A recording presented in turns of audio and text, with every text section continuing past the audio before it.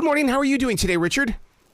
I'm doing great. Thanks. How are you? Dude, I am so excited to talk with you because Married with Children, I was there the first night on Fox where they played it several different times. And that show was one of those, this is pre-binge watching where you had to wait week after week to catch that next episode. Well, exactly. To build this, to create it from ground zero in a way that Fox was trying to be very unique in their own way, you guys were being unique. How did it all come together so peacefully? Or was it peacefully?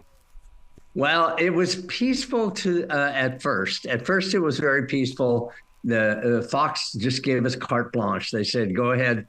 Like you said, in order to compete against the established networks, you have to do something different. And you guys go ahead and do something different.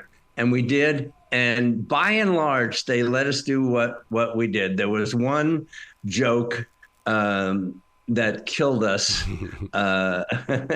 It was when Al said, I don't know about this PMS thing that women get. I think it stands for pummel men's scrotums. And that joke set them off and they censored that. And that was about the only thing that they censored. They just gave us carte blanche because they knew, even though they may have been holding their noses while they were watching us, they knew that they had to do something different or else they would not grab viewers from the established network. Oh, just to see Al Bundy with his hand down his pants. It was like, oh my God, I've never seen that before in my life. Yeah, no, that was Al. And everyone, once everyone got into those characters, they stayed in those characters. And then controversy came around the third season when a woman saw the show that didn't like it and tried to shut us down. And actually, she got made some headway with sponsors, and she got sponsors like Colgate Palmolive and Coca-Cola to pull out. And then what happened was all the publicity that she created by going on the morning shows and getting interviews on newspapers actually, as sometimes happens, brought viewers to the show, and the show became more popular than ever. So the controversy actually helped us in that instance. Well, that's every reason why when we say in radio, if you get in trouble, just make sure they spell your name right, because it's promotion. It's just going to get people to come see what the mess is all about. Yeah, we honestly were on the verge of being canceled though, because the show wasn't doing, the whole network wasn't doing all that well.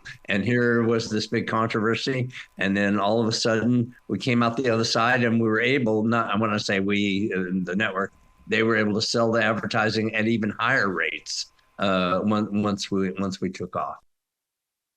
The thing that I love about this book is, and it's probably because I'm also a writer, is the fact that, yes, Katie Seagal and Christine Applegate and Ed O'Neill are brilliant at what they do, but it came from the writers. You guys were the seeds that made all of this come together. You give me credit, I give them credit for taking it that further step and really embodying those characters and then bringing things that we hadn't thought of. So it was really very collaborative, and we worked very closely with them.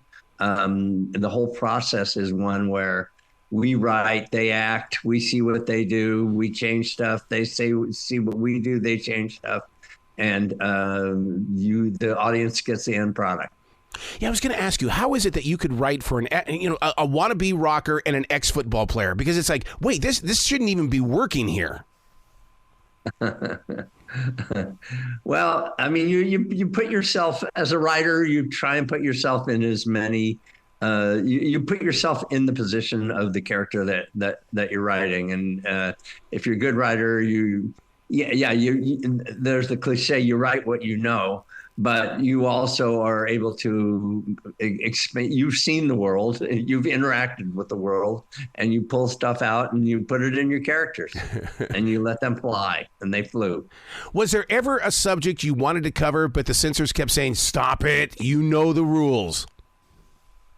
There was one, particularly after the big controversy.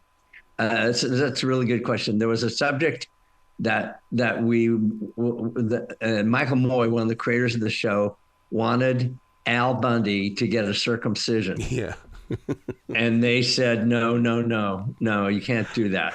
And then about 6 years later, we did the episode where Al goes in, but we do it as an accident. He goes in for a circular incision, and they read it wrong at the hospital, and they give him a circumcision.